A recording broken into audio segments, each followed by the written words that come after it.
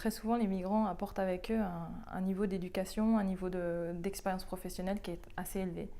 Et notamment les femmes migrantes, on se rend compte qu'elles sont souvent plus éduquées, enfin elles ont un niveau d'éducation plus élevé que la population locale, que les femmes locales et que les hommes migrants. Donc malheureusement, ce niveau de qualification, il ne se traduit pas par un niveau d'emploi correspondant.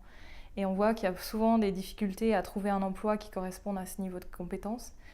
Et que beaucoup de femmes migrantes, parfois très qualifiées, des médecins, des ingénieurs, des professeurs, se retrouvent dans des niches d'emploi, que ce soit la garde d'enfants ou les services à la personne, le nettoyage. Et donc il y a un gâchis de compétences, d'énergie qui est vraiment alarmant, surtout dans une ville comme Genève qui accueille un grand nombre de migrants. Donc on s'est rendu compte que cette situation-là de déqualification pouvait avoir un impact très fort sur les individus. En plus du coût économique et du coût social que ça a, le coût humain. Et donc on a voulu faire une recherche spécifiquement sur cet aspect humain, sur cet aspect de bien-être, l'impact de la déqualification sur le bien-être des femmes, ici à Genève. Et Découvrir nous a beaucoup aidé à nous mettre en contact avec les femmes qui vivent ces situations-là, à comprendre plus le parcours des femmes migrantes à Genève, des femmes migrantes qualifiées.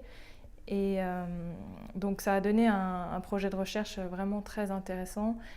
Et on s'est vraiment rendu compte de cette population négligée, oubliée et du gâchis que ça représente au niveau social et économique.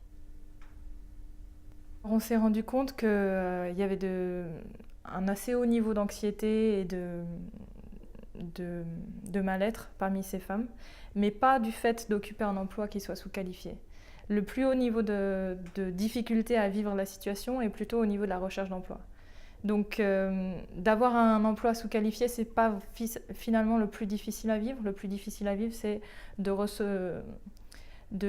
la recherche infructueuse.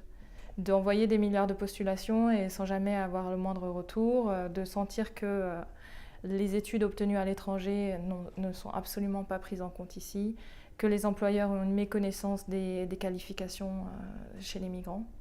Donc ça, c'est quelque chose de très très dur à vivre et au final, cette difficulté s'accumule au point où le moment où on finit par obtenir un emploi, même s'il est très socialement dévalué, qui rapporte très peu d'argent et qu'il est très difficile, finalement, au moment où on obtient cet emploi, il y a quand même un soulagement, tellement la recherche d'emploi est difficile.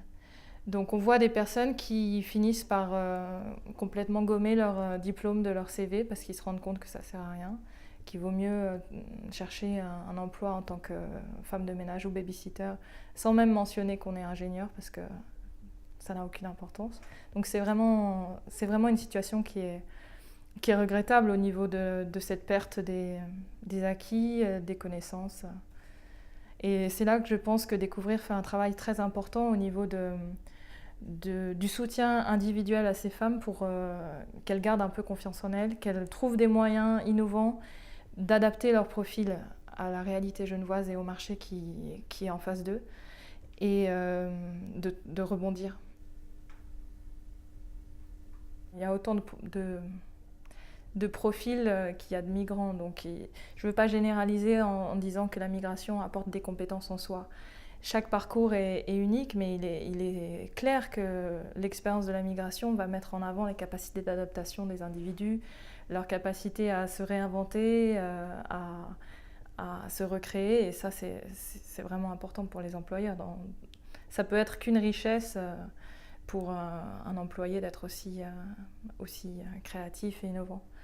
Donc dans cette recherche, on a vu vraiment la résilience s'exprimer à travers ces femmes, la capacité à repartir de zéro, à se recréer une identité professionnelle, à reprendre des études.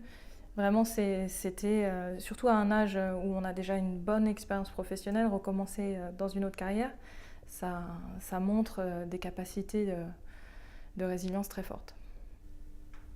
Maintenant, Découvrir, on voit qu'ils se sont ouverts à toute la réalité des groupes migratoires à Genève. Donc vraiment une volonté de toujours apprendre de nouvelles façons de rendre service à ces femmes, de personnaliser le service autant que possible. Et je pense que ça se sent dans l'ambiance de l'équipe et de vraiment prendre en compte les individualités. C'est sûr que le cas de la Suisse est emblématique de d'autres grands pays industrialisés. Parce qu'il y a beaucoup de pays qui ont mis en place des systèmes pour admettre les migrants sur leur territoire et pour les sélectionner en fonction du capital humain qu'ils possèdent. Donc la plupart des pays essayent vraiment d'attirer les migrants les plus qualifiés pour nourrir leur économie, leur société.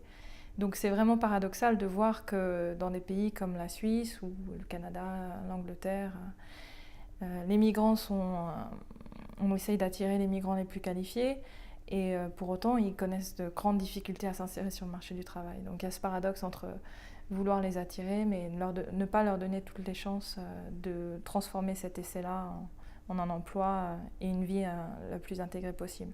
Et de ce point de vue-là, on se rend compte dans tous les pays de destination que les femmes cumulent les désavantages.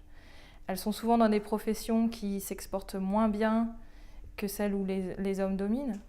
Les femmes sont souvent dans des secteurs comme l'éducation, la communication, le droit. C'est des secteurs qui sont souvent définis dans un pays et qui ne s'exportent pas très facilement. Donc ça, c'est une question en particulier qui ferait que les femmes cumulent des désavantages. Et donc la question vraiment des femmes qualifiées et leur intégration dans le marché du travail, ça concerne la plupart des pays industrialisés. Et à l'OIM, on essaye d'attirer plus l'attention sur ce groupe de migrants-là et sur le gâchis que ça représente parce qu'elles disposent de compétences qui pourraient faire la différence.